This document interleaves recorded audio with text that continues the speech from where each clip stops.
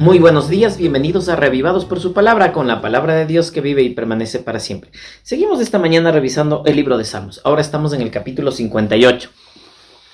El capítulo 58 nos confronta con una de las realidades humanas. La pregunta sobre la justicia y por qué los malvados muchas veces parecen prosperar. La corrupción que tienen ellos, maquinación de maldad y cómo sus descendientes traman lo mismo.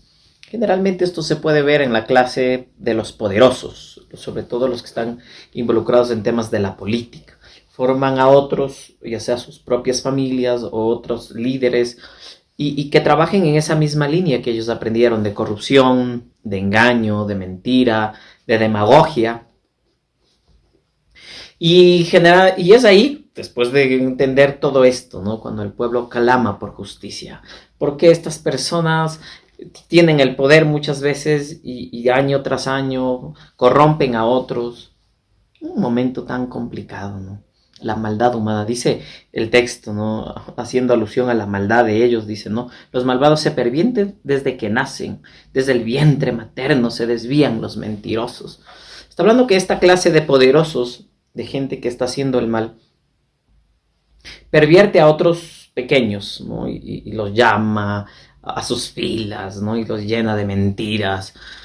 ¿Hasta cuándo? ¿Hasta cuándo? Es la pregunta. ¿Cuánto tiempo más tenemos que soportar este tipo de personas en el mundo, ¿no? Recuerden que la maldad y la corrupción, por más países desarrollados o lo que sea que vivan, y más aún en los países en vías de desarrollo como los nuestros, podemos mirar y podemos hacernos preguntas, ¿no?, sobre hasta cuándo.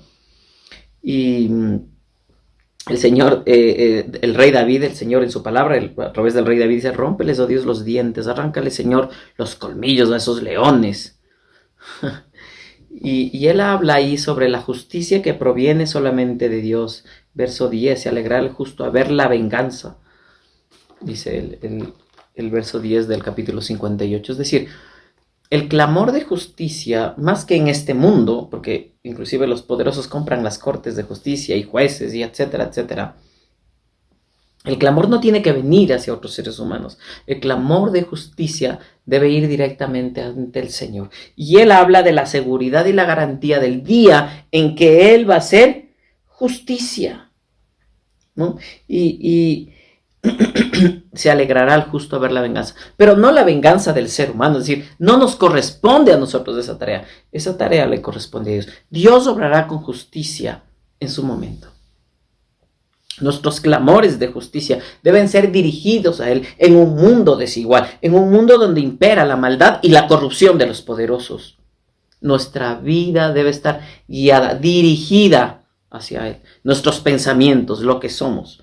Así que esta mañana yo te animo a que tú te recrees en Dios, descanses en Él. Si quizás te afecta mucho ver noticias, pues no las veas tanto. Si te afecta mucho la injusticia y la corrupción de este mundo, pues no te metas en esas peleas.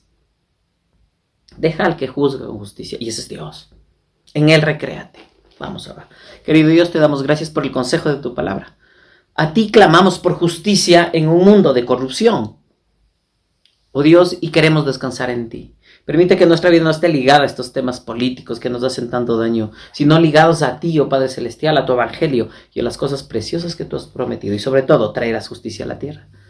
Y nos aferramos a esa promesa, Señor, en esta hora, en el nombre de Jesús. Amén. Que Dios te bendiga.